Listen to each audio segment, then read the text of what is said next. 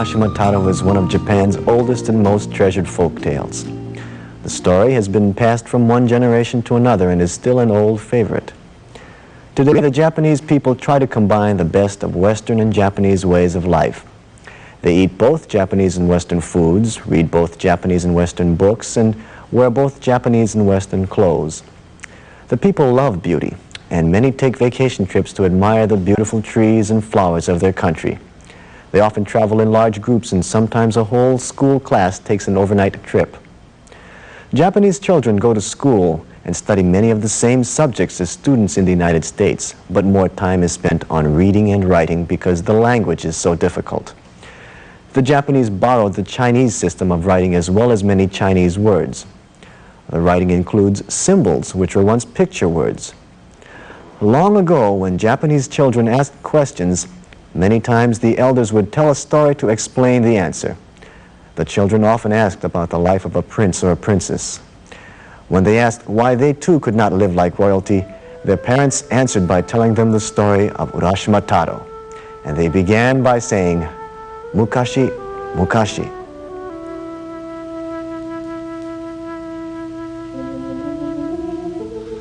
Long, long ago, there lived a young fisherman named Urashima Taro. He lived with his old parents in a small village on the coast of Japan.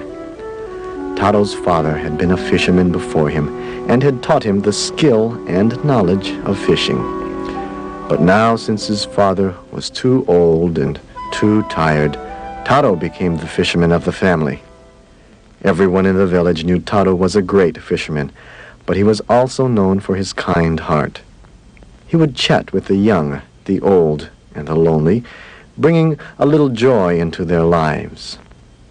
One cool evening, Taro came home after a long, discouraging day. He had only caught 3 small fish. The fishing has been poor, he thought. Taro pulled his small boat onto the beach and started home.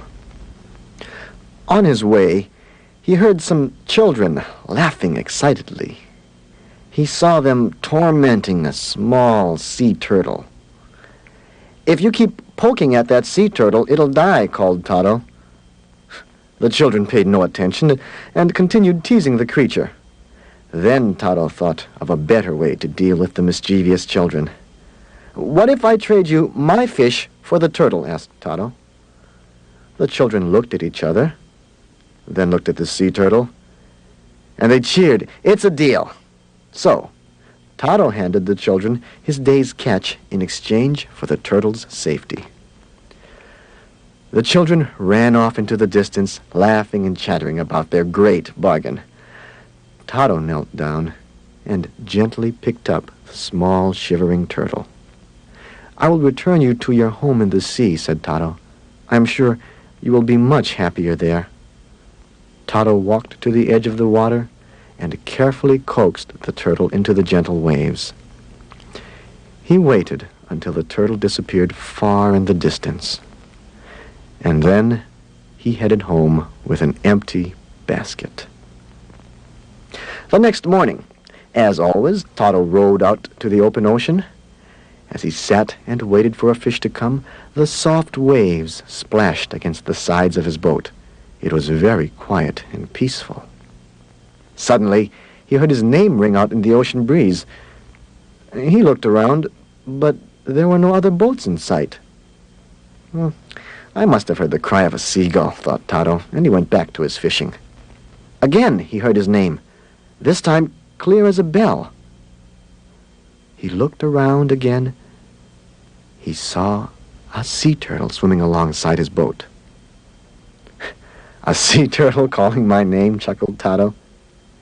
"Yes, Taro," answered the sea turtle, surprising the lad even more. "Thank you for saving my life yesterday." "Oh, it's you," said Taro. "You are very welcome." Then the turtle asked Taro if he had ever seen the Dragon Palace. Taro shook his head and said, "Oh, I have heard many enchanting stories of this magnificent palace at the bottom of the sea, but I, myself, have never had the pleasure of visiting this wonderful place." "Then I would like to take you there," said the turtle. Taro returned to his fishing and said, I'd love to go, but I haven't finished my work. Besides, I don't have the strength to swim that distance." "Oh, you may ride upon my back," said the turtle. And at that moment, the turtle grew to more than twice its size. "Now won't you come with me?" asked the turtle. Taro could not resist the invitation, so he climbed onto the giant sea turtle's back, and he held onto the animal's shell. Then they dove into the deep blue sea. Strangely enough, Taro didn't grow tired as he traveled through the depths of the ocean. They swam through fields of golden seaweed until they reached a clearing. In the distance, a magnificent gate appeared. When the two travelers arrived, they could see a courtyard of colorful fish. The fish gave Taro a warm welcome and led them to a large hallway that was lined with golden columns so tall they seemed to touch the sky. The floors were tiled with rainbow shells more brilliant than the scales of a fish, and the walls were covered with coral, pearls, and precious stones.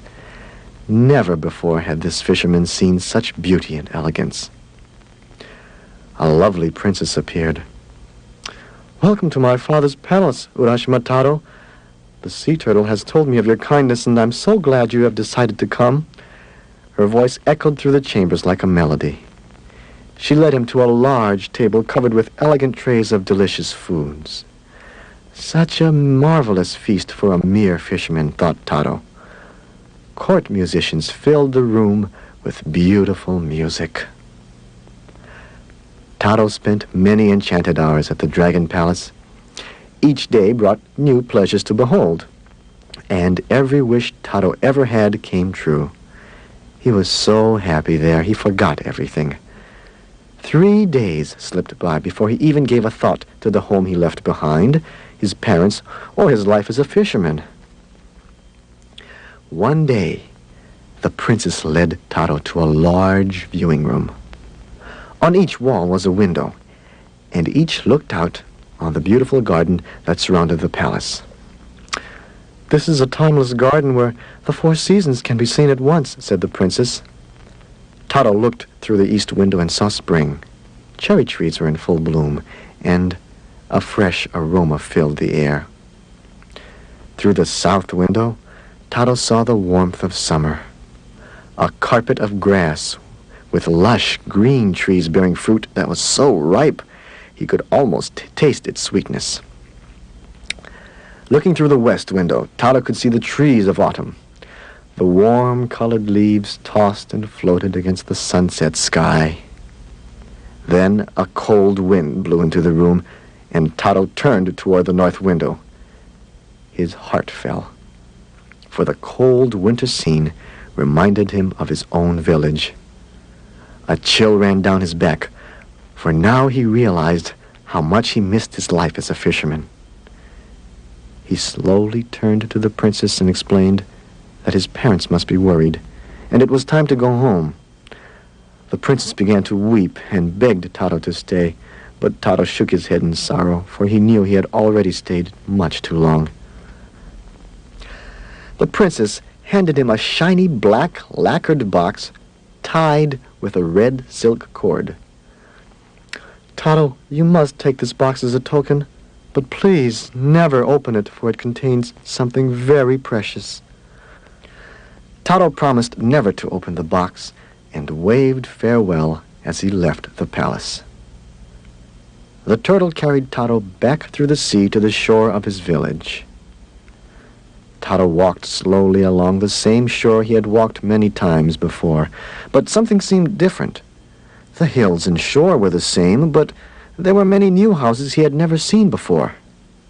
He walked towards his home, but in its place he found a strange new house. He ran to an old man who was sitting nearby and asked him, "Oji-san, what happened to the house of Urashima?" "Ah, you must be a stranger," said the old man. "My grandfather told me the legend of the young Urashima boy who was swallowed by the sea. But that was hundreds of years ago." "That cannot be possible. I am Urashima Taro." The old man looked at Taro in bewilderment. He shook his head, for he was too old and too tired to argue about such nonsense. Confused and frightened, Taro ran to the shore, for that was the only thing that did not change.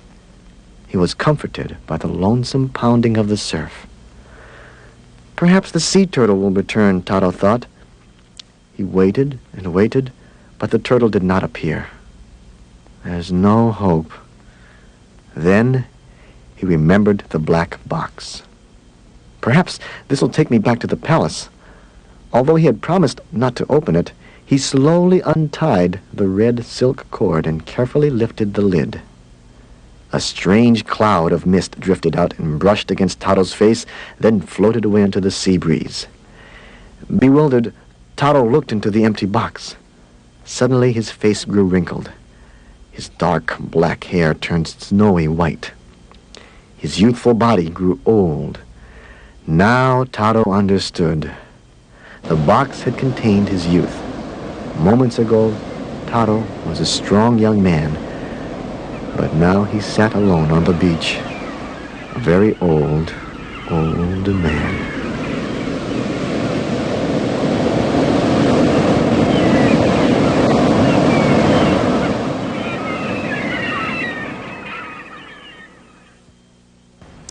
The tale of Urashima Taro is a story with many different meanings.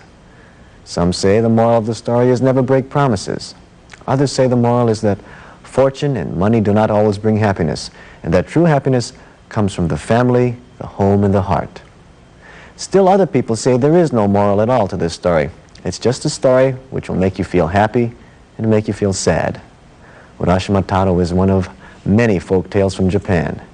You can find others in your school and public libraries, like Momotaro, the Peach Boy, and Kaguya Hime, the Luminous Princess, and Shitakiri Suzume, the Tongue-Cut Sparrow. Read and enjoy the folk tales from Japan and from all over the world. Share a story with a friend so our tales will never end.